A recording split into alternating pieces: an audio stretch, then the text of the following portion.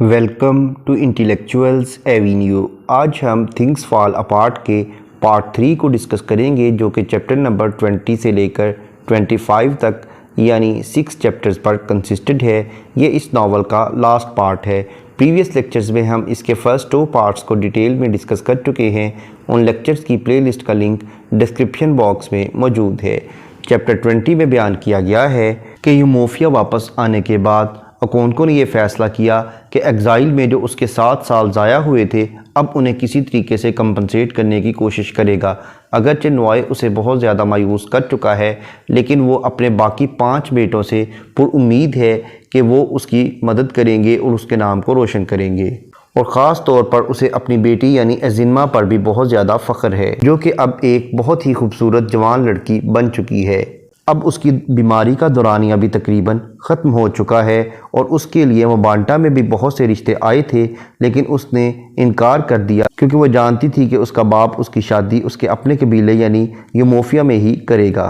لیکن لوگوں کی حالت دیکھ کر اور قبیلے کی حالت دیکھ کر اکونکو کو بہت زیادہ دکھ ہوا، کیونکہ بہت سے لوگ کرسچن ریلیجن کو اڈاپٹ کر چکے تھے اور وہاں پر چرچ کی بلڈنگ بھی تعمیر ہو چکی تھی، اور کرسچن لوگوں نے یعنی وائٹ لوگوں نے اپنی گورنمنٹ بھی اسٹیبلش کر لی تھی، اور یوموفیا میں انہوں نے اپنی عدالت بھی قائم کر لی تھی، جہاں وہ اپنے قانون کے مطابق ہی لوگوں کو سزا دیا کرتے تھے، اور سزا دینے کے لیے انہوں نے اپنی جیل تک تعمیر کر لی تھی۔ اور وائٹ لوگ ان بلیک لوگوں سے وہ کام لیتے تھے جو کہ بہت ہی انسلٹنگ قسم کے تھے، یعنی وہ لیبر وغیرہ کا کام ان سے لیا کرتے تھے۔ اکونکو کو اس بات پر حیرانی ہوتی تھی کہ یہ لوگ اس ظلم و ستم کو کیوں برداشت کر رہے ہیں۔ اوبریکا نے اکونکو کو یہاں تک بتایا کہ یہاں کے ایک نیٹیو شخص نے صرف ایک وائٹ مین کے ساتھ ہلکے سے دلائل دے دیے تھے، کیونکہ ان کے درمیان ایک زمین کا تنازع تھا۔ اس پر حکومت کی طرف سے فیصلہ دیا کہ اسے فوراً پھانسی پر لٹکا دیا جائے، اور اسے فوراً ہی یہ سزا دے دی گئی۔ اس وجہ سے اب لوگ ان سے بہت زیادہ ڈرنے لگ گئے ہیں اور وہ اپنے حق کی خاطر نہیں بولتے۔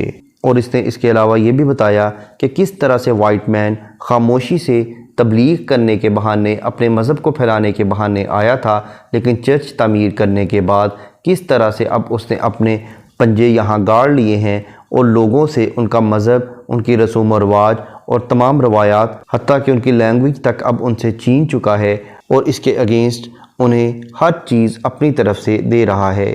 چیپٹر 21 میں بیان کیا گیا ہے کہ وائٹ لوگ یہاں سے پام آئل اور palm nuts kernels European countries میں لے جا رہے تھے۔ اس طرح سے بہت سی رقم بھی یہاں آ رہی تھی، اس لیے یہاں کے لوگ کچھ مطمئن ہونا شروع ہو گئے تھے۔ وائٹ لوگوں کا ایک مشنری جس کا نام مسٹر براؤن تھا، وہ بھی ان کے نائجیرین کلچر میں بہت زیادہ دلچسپی لینے لگا۔ وہ ان کی عبادت اور ان کے رسوم و رواج کو سمجھنے کی کوشش کرنے لگا۔ اس طرح مسٹر براؤن ان کا دوست بن گیا اور بڑے پیار سے انہیں کرسچینٹی کا درس دینے لگا، اور آہستہ آہستہ انہیں ان کی روایات سے دور کرتا چلا گیا۔ اس کے بعد کرسچن لوگوں نے جب سکول بنایا تو نوائے کے ساتھ وہاں کے اور بھی بہت سے لڑکے سکول جانا شروع ہو گئے۔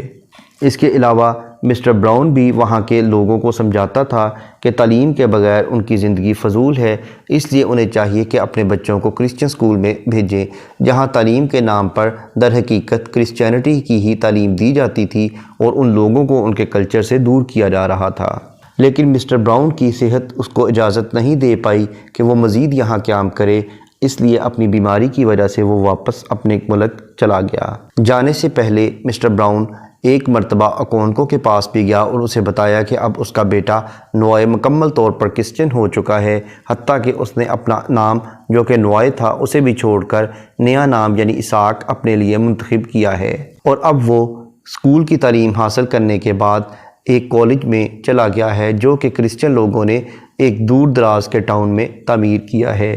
اکونکو اسے وہاں سے بھگا دیتا ہے اور اسے کہتا ہے کہ وہ دوبارہ کبھی بھی اس کے گھر داخل نہ ہو۔ لوگوں کو کرسچینٹی میں کنورٹ ہوتے ہوئے دیکھ کر اکونکو کو بہت دکھ ہوتا ہے، اور وہ کہتا ہے کہ وہ اپنی جنگی مہارت کو بھول کر اب عورتوں کی طرح ہی بالکل نرم و نازک ہوتے چلے جا رہے ہیں۔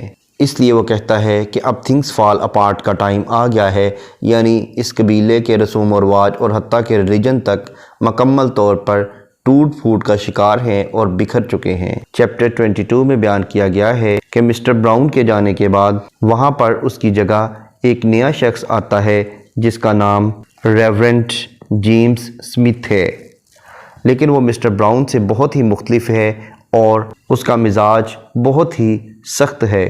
وہ ظلم و ستم کے ذریعے اپنی بات منوانے کا عادی ہے۔ اگرچہ کرسچن لوگ ان کے کلچر کو ختم تو کر رہے تھے، لیکن ان کے کلچر میں جو بہت بری چیزیں تھیں ان کو بھی وہ ختم کر رہے تھے، جیسا کہ فضول رسومات کی وجہ سے جن لوگوں کو قتل کر دیا جاتا تھا، جیسا کہ ٹوینز کو جنگل میں پھینک دیا جاتا تھا، اس طرح سے اور بھی بہت سی نشانیاں تھیں جن کی بنیاد پر بچوں کو قتل کیا جاتا تھا۔ ان سب کو وائٹ مین نے آ کر یہاں سے ختم کر دیا۔ کیونکہ وائٹ مین اپنی بات لاجک اور وزڈم کے ساتھ سمجھاتے تھے، اس لیے یہاں کے نیٹیوز ان کی باتوں سے بہت جلد امپریس ہو جاتے تھے۔ ایک مرتبہ ایک شخص جس کا نام انوک تھا، وہ یہیں کا نیٹیو تھا لیکن اس نے کرسچینٹی کو بعد میں قبول کیا تھا۔ ایک مرتبہ اس نے ایگوگو کو ٹچ کر لیا۔ اس پر ایگوگو کو بہت غصہ آیا کہ ایک کرسچن شخص نے اسے کیوں چھوا ہے، تو اس نے اپنی چھڑی کے ساتھ اسے مار دیا۔ اس پر اس انوک کو بہت غصہ آیا اور اس نے ایگوگو کا ماسک اتار دیا، جو کہ ان کی روایات کے مطابق ایک بہت بڑا جرم تھا۔ اگلے دن تمام ایگوگو مارکیٹ پلیس پہ جمع ہوئے اور فیصلہ کیا کہ اس انوک کے گھر کو جلا دیا جائے۔ انوک وہاں سے بھاگ گیا اور چرچ میں جا کر اس نے پناہ لی، لیکن ایگوگو وہاں پر بھی اس کے پیچھے پہنچ گئے۔ جب یہ ایگوگو اس کے پیچھے چرچ گئے تو مسٹر سمتھ نے انہیں قائل کرنے کی کوشش کی، لیکن وہ اس بات پر نہ مانے۔ انہوں نے کہا کہ وہ اسے کوئی نقصان نہیں پہنچائیں گے کیونکہ وہ مسٹر براؤن کے دوست تھے، اس لیے مسٹر براؤن کی خاطر اسے تو وہ کچھ نہیں کہیں گے لیکن اس کے چرچ کو جلا دیں گے۔ اس طرح سے انہوں نے اپنے قبائل کے گارڈز اور ان کی اسپرٹس کو مطمئن کرنے کے لیے اس کے چرچ کو منہدم کر دیا، یعنی ڈیمولش کر دیا۔ چیپٹر 23 میں بیان کیا گیا ہے کہ جب ڈسٹرکٹ کمشنر جو کہ ایک ٹرپ پر گیا تھا وہاں سے واپس آیا اور اسے علم ہوا کہ چرچ کو ڈیمولش کر دیا گیا ہے، تو اس نے گاؤں کے 6 سرداروں کو بلایا جس میں اکونکو بھی شامل تھا۔ اس نے ان کے ساتھ اپنے گورنمنٹ کے آفس میں ہی ملاقات طے کی۔ جب یہ تمام لوگ وہاں آ گئے تو ان سے ان کے ہتھیار لے لیے گئے۔ اس کمشنر کے ساتھ گورنمنٹ کے 12 افراد بھی موجود تھے جو کہ ان نیٹیوز کی انکوائری کے لیے وہاں پر موجود تھے۔ ان نیٹیوز نے اپنی بات ایگوگو کے ان ماسکنگ سے شروع کی، تو یہ بات سنتے ہوئے ان کے لیڈرز نے اچانک ہینڈ کفس یعنی ہتھکڑیاں نکالی اور انہیں ہتھکڑیاں لگا کر گارڈ روم میں بھیج دیا گیا۔ یعنی کرسچن لوگوں نے دراصل ان سے کسی قسم کی کوئی انکوائری نہیں کرنی تھی، بلکہ انہوں نے تو جسٹ دھوکے سے انہیں بلایا تھا تاکہ انہیں اریسٹ کیا جا سکے۔ کمشنر نے انہیں کہا کہ وہ تو پرامن لوگ ہیں، لیکن چونکہ انہوں نے ان کے چرچ کو منہدم کیا ہے اس لیے اب وہ انہیں قانون کے مطابق سزا دیں گے۔ اس کے بعد انہوں نے یہ بھی کہا کہ اب ان کی یہی سزا ہے کہ وہ 200 بیگز آف کوریز پے کر کے یہاں سے رہائی حاصل کر سکتے ہیں۔ جیل کے اندر ان لیڈرز کے ساتھ بہت برا سلوک کیا گیا، ان کے سروں کو مکمل طور پر شیو کر دیا گیا اور 2 دن تک انہیں کھانے پینے اور ٹوائلٹ کی سہولتوں کے بغیر ہی وہاں رہنا پڑا۔ تیسرے دن ان لیڈرز نے تنگ آ کر یہ سوچا کہ اب یہ انہیں جرمانہ پے کر دیں گے۔ اکونکو نے باقی 5 لیڈرز کو یہی سمجھانے کی کوشش کی کہ جب بھی انہیں موقع ملے گا تو وہ کسی ایک وائٹ مین کو پکڑ کر قتل کر دیں گے، اس سے وائٹ لوگوں کے دلوں میں ان کا خوف بیٹھ جائے گا۔ لیکن یہ گفتگو ایک گارڈ نے سن لی اور چھڑی کے ساتھ ان کی خوب پٹائی کی۔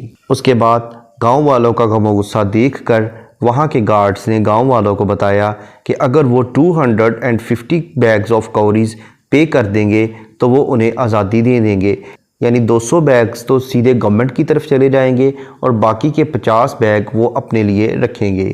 اب انہوں نے خود ہی یہ افواہیں پھیلانا شروع کر دی تھیں کہ اگر وہ فائن پے نہیں کریں گے تو شاید ان کے لیڈرز کو پھانسی پہ لٹکا دیا جائے یا انہیں قتل کر دیا جائے۔ یوموفیا کے لوگوں میں خوف و ہراس پھیل گیا اور انہوں نے یہ فائن پے کرنے کا ارادہ کر لیا۔ چیپٹر 24 میں بیان کیا گیا ہے کہ فائن پے کرنے کے بعد کمشنر نے ان کے 6 لیڈرز کو رہا کر دیا۔ اپنے لیڈرز کی اس خستہ حالی کو دیکھ کر لوگوں نے رات کے وقت یہ اعلان کر دیا کہ کل صبح وہ تمام لوگ ایک میٹنگ کریں گے۔ اکونکو بھی غم و غصے کے عالم میں یہ پلاننگ کرنے لگا کہ اب وہ لازماً ان لوگوں سے بدلہ لے گا اور خواہ اس کے لیے اسے جنگ ہی کیوں نہ کرنی پڑے۔ یعنی وہ امن کا حامی نہیں بلکہ وہ جنگ کا حامی ہے، کیونکہ وائٹ لوگ بھی دیکھنے میں تو پیس کے حامی یعنی امن کے حامی دکھائی دیتے ہیں، لیکن وہ بہت ہی ظالم ہیں۔ ان ظالموں کے ساتھ جنگ کے ذریعے ہی نمٹا جا سکتا ہے۔ اگلے دن مارکیٹ پلیس میں تمام لوگ میٹنگ میں جمع ہوئے سوائے ان لوگوں کے جو کہ وائٹ مین کے ساتھ سنسیئر تھے۔ سب سے پہلے ان کے اس لیڈر نے خطاب کیا جسے اریسٹ کیا گیا تھا۔ اس نے کہا کہ انہیں چاہیے کہ اب وہ جنگ کے ذریعے وائٹ مین کو یہاں سے بھگا دیں۔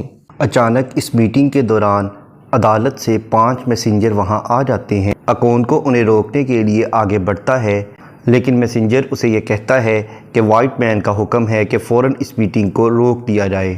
اس پر اکونکو غصے میں آ کر اس میسنجر کا سر اپنے خنجر سے کاٹ دیتا ہے، لیکن تمام لوگ بے حس ہو کر وہاں کھڑے رہتے ہیں اور کوئی بھی باقی میسنجرز کو روکنے کی کوشش نہیں کرتا، بلکہ وہ اکونکو سے ہی یہ سوال پوچھ لیتے ہیں کہ اس نے اس کی گردن کیوں کاٹ دی ہے۔ اس پر اکونکو ریت سے اپنا خنجر صاف کرتا ہے اور یہ سوچ کر وہاں سے چلا جاتا ہے کہ یہ موفینز اب کبھی بھی جنگ کے لیے تیار نہیں ہوں گے۔ چیپٹر 25 میں بیان کیا گیا ہے کہ اسے قتل کرنے کے اگلے دن جب ڈسٹرکٹ کمشنر اکونکو کے صحن میں آتا ہے تو وہ یہ دیکھ کر حیران رہ جاتا ہے کہ وہاں لوگوں کا ایک گروہ جمع ہے۔ اوبریکا اسے بتاتا ہے کہ اکونکو اس وقت گھر پر موجود نہیں ہے۔ جب کمشنر ان لوگوں کو دھمکی دیتا ہے تو اوبریکا اسے کہتا ہے کہ وہ لازماً اکونکو کو تلاش کرنے میں ان کی مدد کرے گا، اور اوبریکا کمشنر اور اس کے ساتھیوں کو اکونکو کے صحن کی بیک سائڈ پر لے جاتا ہے، جہاں پر اکونکو کا جسم ایک درخت سے لٹک رہا ہوتا ہے، یعنی وہ سوئسائڈ کر چکا ہوتا ہے۔ اوبریکا کمشنر سے کہتا ہے کہ اب وہ اکونکو کو اس درخت سے اتار کر اسے جلا سکتا ہے، کیونکہ ان کے قبیلے کی یہ روایت ہے کہ جو شخص سوئسائڈ کرے گا، خودکشی کرے گا، اسے وہ ہاتھ نہیں لگا سکتے، کیونکہ اس شخص نے زمین کے خلاف ایک بہت بڑا گناہ کیا ہے۔ اور اوبریکا کمشنر سے غصے سے کہتا ہے کہ وہی در حقیقت اس کی موت کا باعث بنا ہے۔ کمشنر اپنے لوگوں کو حکم دیتا ہے کہ اس کی ڈیڈ باڈی کو اتار کر اسے اس کے کورٹ میں لے جائیں۔ اس نائجیرین روایت کو دیکھ کر کمشنر بہت زیادہ امپریس ہوتا ہے اور وہ سوچتا ہے کہ وہ اپنی کتاب میں ایک چیپٹر ان کی روایات کے متعلق ضرور لکھے گا، اور اس کی کتاب کا ٹائٹل ہوگا the pacification of the primitive tribes of lower Niger.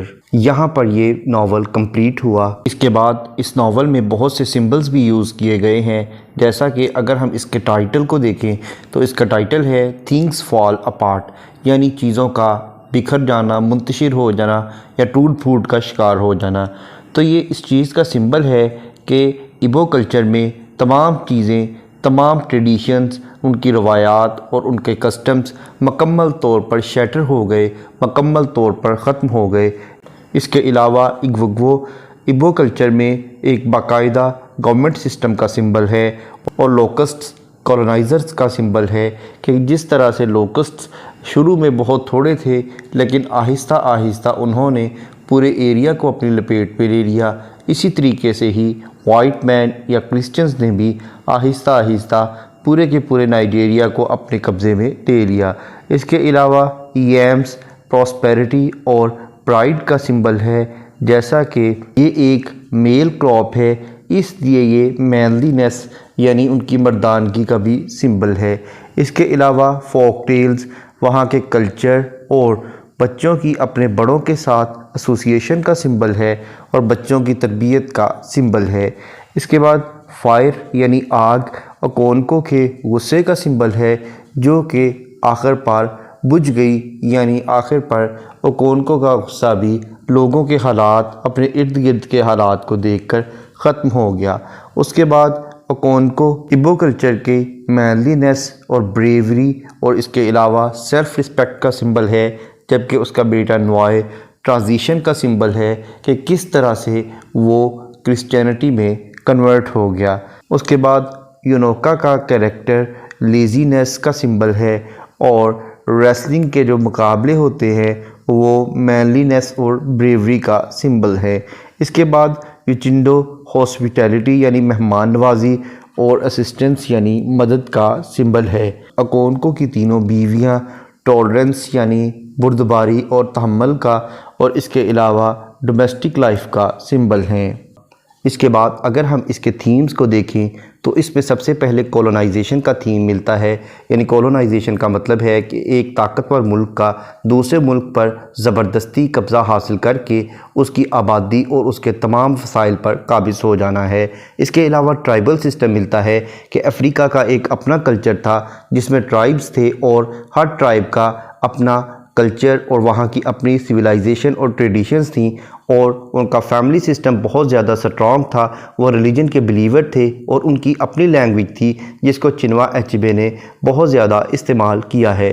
اس کے علاوہ مینلی ہوڈ ان لوگوں میں تھی، یعنی وہ بہت زیادہ بریو تھے، دلیر تھے اور سٹرگل کرنے والے لوگ تھے۔ ڈگنیٹی آف لیبر کا تھیم ملتا ہے کہ وہ سخت محنت کرتے تھے اور اپنی آئیڈینٹی رکھتے تھے، اور ریونج فل لوگ تھے، یعنی وہ کبھی بھی بدلہ معاف نہیں کرتے تھے۔ جسٹس سسٹم اور لوکل جسٹس سسٹم پر بیلیف رکھتے تھے۔ اس کے علاوہ کرسچینٹی کا تھیم ملتا ہے کہ کس طرح سے کرسچن لوگوں نے آ کر ان سے ان کا کلچر چھین لیا اور انہیں اپنا نیا کلچر دے دیا۔ اس کے علاوہ انہوں نے ان کی جنریشن کو بھی خراب کر دیا، یعنی ان کی جنریشن کو ان کے آباؤ اجداد کے کسٹمز اور روایات سے دور کر دیا۔ اس کے علاوہ ہمیں بچوں کی سٹوریز اور گیمز کا ذکر ملتا ہے کہ ان بچوں کی کیا ایکٹیویٹیز تھیں۔ ان ایکٹیویٹیز کو بھی کرسچن لوگوں نے آ کر سکولز بنا کر ختم کر دیا۔ یہاں پر یہ ناول کمپلیٹ ہوا۔ ان تمام لیکچرز کو ڈیٹیل میں سمجھنے کے لیے اسی چینل یعنی انٹیلیکچوئلز ایوینیو پر تھنگز فال اپارٹ کی پلے لسٹ کو وزٹ کریں، جس کا لنک ڈسکرپشن باکس میں موجود ہے۔